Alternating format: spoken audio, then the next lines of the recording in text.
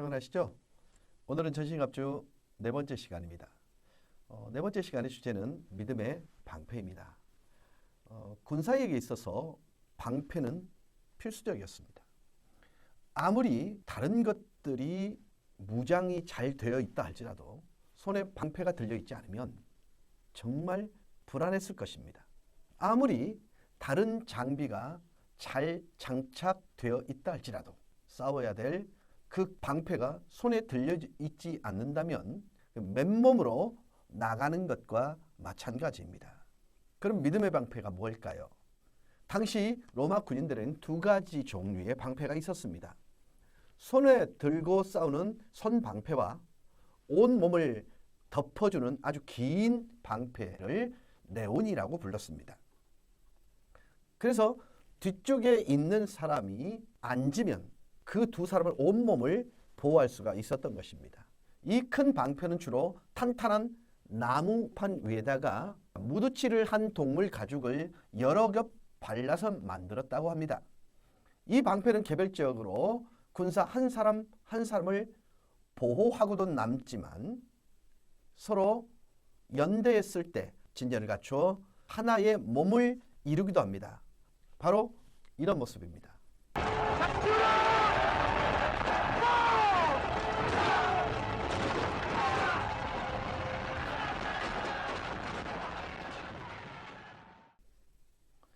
자, 여러분, 그래서 위에서 화살이 날아와도 전혀 걱정할 것이 없는 것입니다. 그래서 진격하는 거예요. 원하는 목적지까지. 거북등처럼 되어 성벽 위에서 쏟아지는 화살이나 돌이나 창, 그리고 모든 위협적인 무기로부터 방어하는 강력한 그런 방어 용구입니다. 근데 방패의 이름이 믿음의 방패라는 것입니다. 믿음이라는 이름의 방패. 왜 이런 이름을 붙였을까요? 그것은 싸워야 할 대상이 눈으로 보이는 가시적인 존재가 아니라 영적인 존재, 굉장히 그의 공격이 치명적이라는 의미를 담고 있습니다. 16절에 악한 자의 모든 불화살을 소멸한다고 되어 있어요.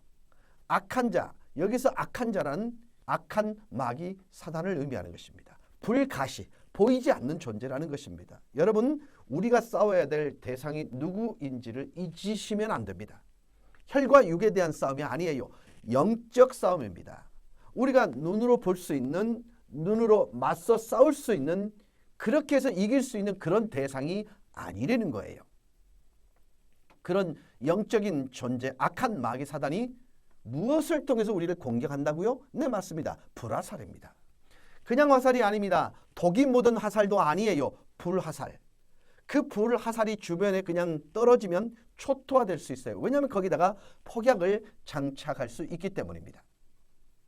자, 화살을 쏜다라는 것을 보니까 멀리서부터 공격해 온다는 것이죠. 우리가 인식할 수 없는, 우리가 볼 수 없는, 내가 전혀 눈치챌 수 없는 그곳에서 불화살을 쏜다면 이것은 치명적인 공격일 수밖에 없습니다. 그동안 열심히 싸워왔던 모든 것이 그냥 송두리째 불에 홀라당 다 타버릴 수 있는 그런 불화살을 사단이 우리를 향해 쏘고 있다는 거예요. 우리에게 이런 불화살을 날리는 상대, 사단입니다. 마귀입니다. 여러분, 이들은요, 현대판 저격수가 아니에요. 비교가 될 수 없는 거예요. 영적인 존재입니다. 겨냥했다면 백발백중 명중시키는 그런 존재라는 것입니다. 절대로 힘으로 이길 수 있는 존재가 아니에요. 눈에 보이지도 않아요. 어디서 우리를 향해서 공격하고 있는지조차도 몰라요. 그런데 한 방이면 그냥 우리의 삶이 송두리째 망가지는, 날아가 버리는 그런 치명적인 무기를 가지고 호시탐탐 우리를 노리고 있다는 것입니다. 얼마나 두려운 존재인지 모릅니다. 사도 베드로는 이러한 사단의 공격을 향하여 이런 표현을 쓰고 있습니다. 베드로전서 5장 8절입니다. 근신하라, 깨어라. 너희 대적 마귀가 우는 사자같이 두루다니며 삼킬 자를 찾나니. 여러분 한번 상상을 해보세요. 사자가 어슬렁거리면서 부르짖는 그 모습. 이 어슬렁거리면서 사자가 울부짖는다는 말의 의미는 지금 배가 고픈 상태예요. 먹잇감을 찾고 있다는 거예요. 이리저리 다니면서 어디에 먹잇감이 없는가, 그런 상태라는 거죠. 여러분, 사자가 배고파서 으르렁거리며 먹잇거리를 찾아다니는 것처럼 악한 마귀 사단이 이리저리 다니면서 삼킬 자를 찾는다고 말하고 있는 것입니다. 정말 두려운 것입니다. 이런 상황에서 조준하여서 우리를 향하여 화살을 쏘아댄다면 이건 백발백중인 것입니다. 이런 상황 때문에 우리에게는 전신갑주가 필요하고 견고한 뚫리지 않는 믿음의 방패가 필요한 것입니다. 그렇습니다. 저와 여러분이 성도로서 싸워야 될 싸움의 대상자는 결코 만만한 상대가 아닙니다. 우리의 대적 악한 마귀 사단은요, 우리의 약점을 찾아서, 우리의 아픔을 찾아서, 우리의 가장 연약한 부분을 찾아서 불화살을 쏘아대고 있는 것입니다. 그러나 중요한 것은 사단이 아무리 이런 강력한 무기로 공격할지라도 우리가 가지고 있는 믿음의 방패로 얼마든지 막아낼 수 있음을 기억하셔야 합니다.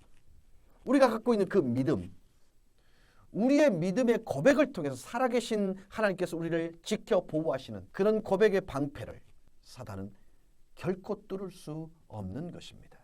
여러분, 한 주간 동안 어떻게 사시고 계십니까? 하루 종일 하루하루 매 순간순간 어려운 일이 많이 있을 수 있지만 크고 작은 모습에 여러 가지 불화살들이 날아와도 저와 여러분이 믿음의 방패로 견고하게 진을 치고 있으면 모든 악한 마귀 공격은 우리를 해할 수가 없는 것입니다. 요한일서 5장 18절 말씀은 이렇게 우리에게 말씀합니다. 하나님께로 난 자는 다 범죄하지 아니한 줄 우리가 아노라. 하나님께로부터 나신 자가 그를 지키심에 그 악한 자가 그를 만지지도 못하였느니라. 악한 마귀 사단은 절대로 하나님의 자녀를 함부로 할 수 없는 것입니다. 강력한 불화살을 날립니다. 사단이 으르렁거립니다. 여러분, 그 자체에 대해서 염려하거나 두려워하지 마세요. 더 두려워하고 걱정하고 염려해야 될 것은 우리 손에 믿음의 방패가 없는 그런 상황들에 대하여 두려워하셔야 됩니다. 그러나 내 손에 믿음의 방패가 있고 하나님께서 나와 함께 하시면 그 어떤 사악하고 치명적인 사단의 유혹과 공격도 성도인 우리는 능히 맞서 싸울 수 있고 넉넉하게 승리할 수 있는 것입니다. 자, 그렇다면 여러분, 방패가 이런 역할과 기능을 했다면 그럼 믿음이란 도대체 어떤 믿음입니까? 여러분, 나의 믿음을 다시 한번 확인해 볼 필요가 있습니다. 여러분, 우리는 신앙인으로서 믿음을 갖고 살아가지만 신앙인이 아니어도 믿는 믿음이라는 것이 분명히 존재합니다. 이 세상 살아가면서 더 보편적이고 기본적인 믿음과 신뢰라는 것이 있습니다.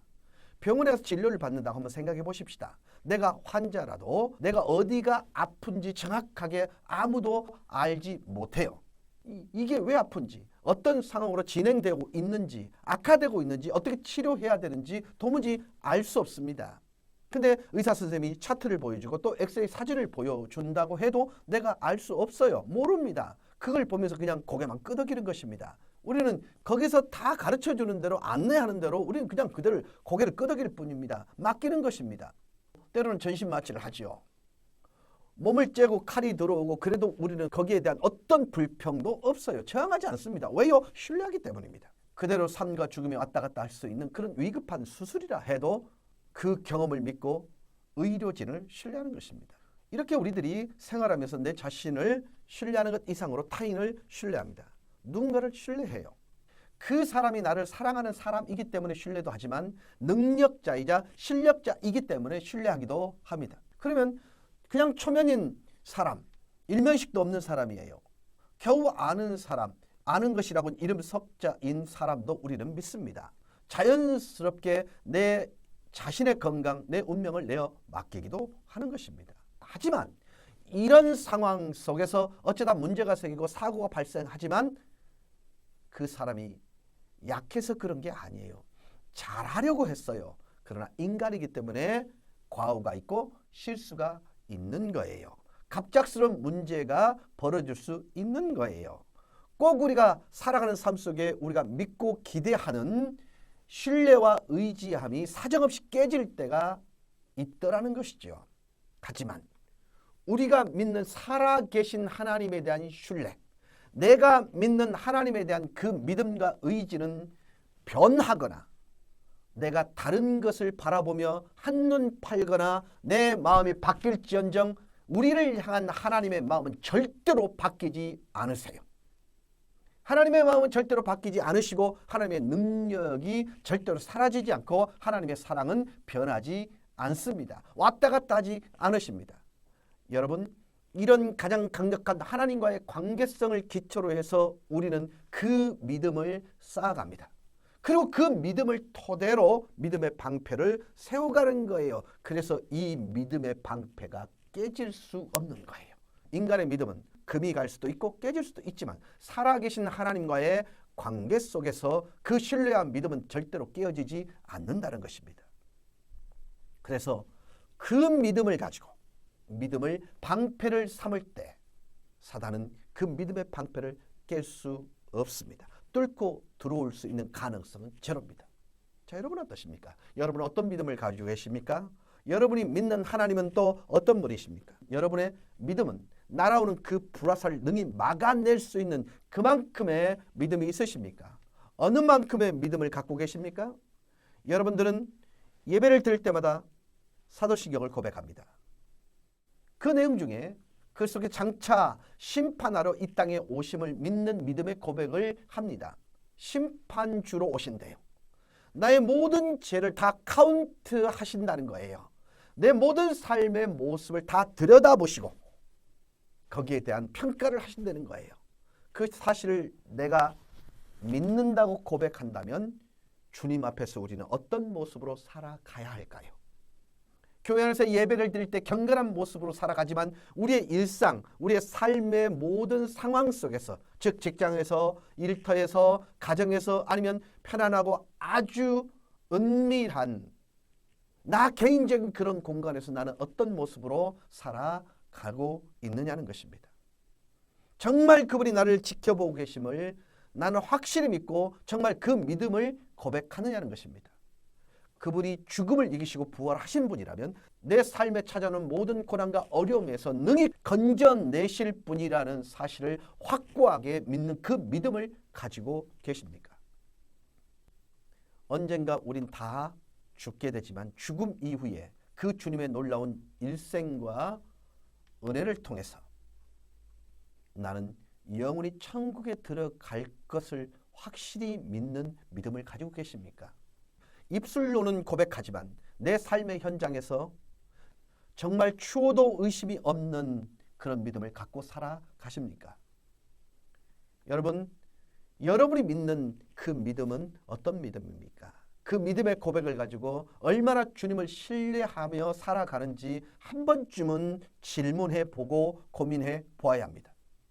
사랑하는 여러분, 교회란 무엇입니까? 교회는 예수님을 나의 구주로 구원자로 고백하는 성도들의 모임입니다. 교회는 건물이 아니에요. 교회는 어떤 조직이나 제도를 지칭하지 않습니다. 저와 여러분 모두 지금 이 자리 이 공간에서 예배 드리지만 만약에 본당에 문제가 생겨서 오늘 예배는 주차장에 가서 예배 드립니다. 불편하시면 참아주세요. 그럼 거기가 교회가 되는 것입니다. 오늘 야외에서 드릴 거예요. 그러면 그 예배를 드리는 그 야외 자체가 교회인 것입니다. 그럼 가장 핵심은 무엇입니까? 예수님이 나의 구원자이십니다. 그분이 나를 구원해 주셨습니다. 여러분, 죄의 능력을 이길 수 없잖아요. 죄의 욕구와 그런 죄에 대한 결과 우리가 해결할 수 없잖아요. 내가 아무리 이를 악물고 내가 이번 한 주간 동안 정말 열심히 살아야지, 착하게 살아야지, 죄하고 상관없이 살아야지 라고 노력하고 애써도 우리 마음속에 우리 눈으로 들어오는 내 심령 안에 자꾸 생성되는 그리고 발생하는 그 죄된 것들 우리가 해결할 수 있는 것은 아닙니다. 그런데 죄에 대한 결과가 있다고 말합니다. 죄에 대한 결과 뭡니까? 죽음입니다. 자, 그렇다면 죽음의 문제를 어떻게 해결할 수 있을까요? 바로 주님께서 그 죄와 죽음의 문제로부터 우리를 건져 주셨습니다.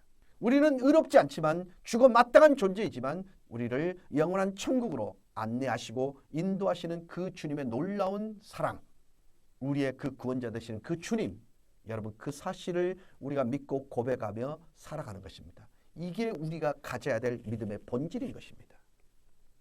우리 믿음, 여러분의 믿음은 액세서리가 아닙니다. 그냥 입술로만 우리 머릿속에만 떠오르는 그런 게 아니에요. 우리의 믿음이라는 것은 실제적으로 능력이 됩니다. 저와 여러분이 고백하는, 저와 여러분이 믿고 있는 그 믿음은 견고한 방패가 되는 거예요. 그래서 사단의 모든 불화살을 능히 막아낼 수 있는 능력이 있는 것입니다. 여러분, 사단은요 끊임없이 우리를 유혹하고 넘어뜨리려고 합니다. 사단이 왜 우리를 찾아오는 것일까요? 사단의 목적은 오직 한 가지입니다. 우리를 망하게 하는 거예요. 망하게 하는 거예요. 우리를 멸망의 길로 인도하기 위해서 그런 것입니다. 우리를 넘어뜨리기 위해서 찾아오는 것입니다. 그래서 끊임없이 우리의 마음속을 부추깁니다. 내 마음을 요동시키고 악한 마음을 품게 하고 시기 질투하는 미운 마음을 자꾸 일으킵니다. 내가 잘 버틴다 싶으면 주변 사람을 이용하기도 합니다. 그래서 여러 가지 상황 속에서 극단적인 행동을 하게끔 자꾸 부추깁니다. 때로는 사회적 시스템을 가지고 우리를 찾아옵니다. 악한 법을 추종하도록 만들기도 합니다. 사회 분열을 주장하고 집단 이기주의적인 그런 마음을 갖게 하기도 하고요. 더 심하면 나라와 나라, 민족과 민족끼리 전쟁을 벌이게 하기도 합니다. 그래서 서로 폭삭 망하게 만드는 게 사단의 계략이요 목적입니다. 우리의 씨름은 혈과 육에 대한 게 아니에요. 여러분, 우리는 참 힘든 싸움을 하고 있는 것입니다. 눈에 보이지 않습니다. 어디서 날아오는지조차 몰라요. 그러나 사단은 가공할 만한 무기를 가지고 있습니다. 우리 한 사람의 약점, 여러분 각각의 약점 얼마나 디테일하게 정확하게 알고 그걸 공격하는지 여러분 사단은 너무나 잘 알고 있습니다. 그런 모습으로 우리를 공격해 들어올 때 우리가 무엇으로 맞설 수 있습니까? 사랑하는 성도 여러분, 여러분이 가지고 계신 그 믿음의 고백을 다시 한번 점검해 보시길 바랍니다. 여러 가지 상황 속에서 그들이 공격해 올 때 믿음으로 맞서 싸워야 하는 것입니다. 요즘 쉴드를 친다 그런 얘기가 있습니다. 문제 앞에 먼저 믿음의 방패를 치는 거예요. 여러분, 그 믿음의 방패를 사단은 결코 뚫지 못합니다. 사랑하는 성도 여러분, 우리가 살아가면서 믿음의 생각, 믿음의 언어, 믿음의 마음, 믿음의 결정, 믿음의 행동, 믿음의 선택을 더 많이 하실 수 있기를 주님의 이름으로 축원합니다. 그래야 내 믿음의 정도가 어떤 믿음인지 알 수 있습니다. 설령 우리가 믿음의 방패를 가지고 있다 해도 말만 믿음의 방패이지 어느 부분이 너무 약해져 그래서 사단이 집요하게 그것을 공격할 수도 있습니다. 우리는 고민해야 합니다. 예배, 교육, 선교, 봉사, 또 친교, 행정, 그리고 미디어 이런 모든 분야에서 어떻게 할 것인가. 여러 가지 창의적 좋은 생각들이 이미 나오고 있습니다. 그리고 준비하고 있습니다. 그런데 결국 제 마음속에 내린 결론은 모르겠다는 거예요. 모르겠어요. 그저 예측하고 준비하려고 노력은 하지만 정작 어떤 모습이 펼쳐질지 도무지 모르겠어요. 그것 때문에 가장 우리에게 중요한 것은 정확하게 예측하는 것이 아니라 어떤 상황이 올지라도 하나님을 향한 우리의 믿음이 변하지 않는 것, 하나님을 향한 나의 믿음의 태도가 언제나 더 신실하고 항상 정말 같은 간격으로 주님을 따라가는 것. 그러면 코로나가 아니라 어떤 다른 상황에서도 우리는 그 상황 때문에 낙심하거나 우왕좌왕하는 게 아니라 한결같으신 하나님을 바라보며 모든 위기를 이겨낼 수 있을 것입니다. 사랑하는 성도 여러분, 저와 여러분이 믿고 고백하는 하나님은 크고 위대하시고 신실하신 하나님이십니다. 사망 것을 깨뜨리고 부활하신 전능하신 예수 그리스도이십니다. 아무리 악한 사단 마귀가 불화살로 공격한다 할지라도 그 주님을 향한 믿음의 방패를 차고 있으면 절대로 우리는 질 수 없습니다. 우리를 절대로 깨뜨릴 수 없는 견고한 온전한 믿음의 고백을 하나님 앞에 드리세요. 하나님께서 우리를 지키시고 보존해 주시고 우리를 인도하시고 가장 선한 길로 이끌어 가실 것입니다. 요한일서 5장 4절입니다. 무릇 하나님께로 난 자마다 세상을 이겼느니라. 세상을 이기는 승리는 이것이니 우리의 믿음이니라. 믿음의 방패를 잘 장착하셔서 믿음 안에 승리하시는 저와 여러분의 한 주간이 되기를 주 예수 그리스도의 이름으로 간절히 축원합니다.